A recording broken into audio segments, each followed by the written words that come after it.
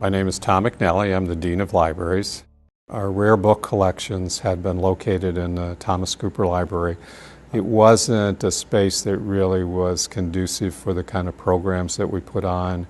The stack space was okay, but not really to archival standard. So our first ambition was to create a rare book library.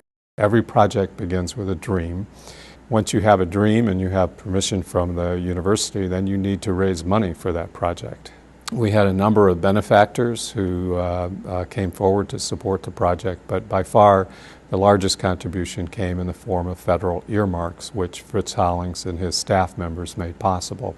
Our first vision for the building was that it would be wings that would be built on either side of the Thomas Cooper Library, and we had drawings of that, and that was kind of a nifty design, but in the end we elected to build a single building directly behind the Thomas Cooper Library. We needed two things in the building: access to collections and lots of it. So when you look at this building, you have a beautiful reading room, you have beautiful exhibit spaces, you have wonderful conference spaces and meeting rooms where faculty and students can go and use the collections. But we also wanted space in the building for preservation purposes.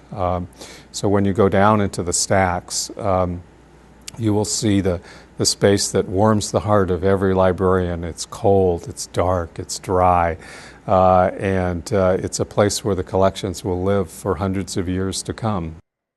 Scanning is a really important part of what we do in libraries now. It allows us to create virtual collections that we can share with people all over the world.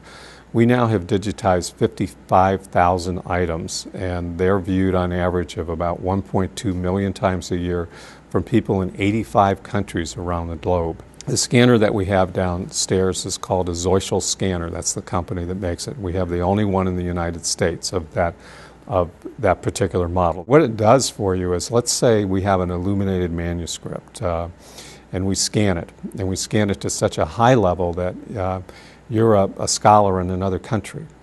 Well, you can zoom in on that page. You can zoom down to things that you probably could not easily see with the naked eye if you were looking at the original. So again, it gives you a level of access that is unprecedented.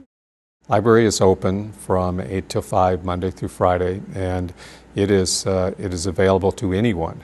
This is something that's very important to us because, yes, it's here for the faculty and the students of the university, but it's also here for members of the community. We have very, very rich collections here.